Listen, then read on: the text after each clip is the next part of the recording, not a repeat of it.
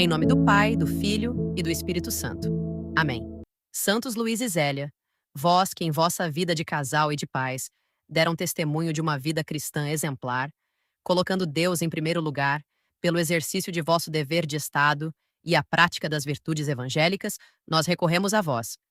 Ajudai-nos a ter uma confiança inabalável em Deus e abandonarmos-nos à sua vontade, como vós fizestes através das alegrias, mas também as provações, do luto e do sofrimento com os quais vossas vidas foram marcadas. Ajudai-nos a amar a Deus de todo o coração, a perseverar nas nossas dificuldades diárias e a habitar na alegria e na esperança que uma fé viva em Cristo nos dá. Intercedam por nós para obtermos as graças de que necessitamos hoje e todos os dias de nossas vidas. Amém. Santos Luís e Zélia, rogai por nós.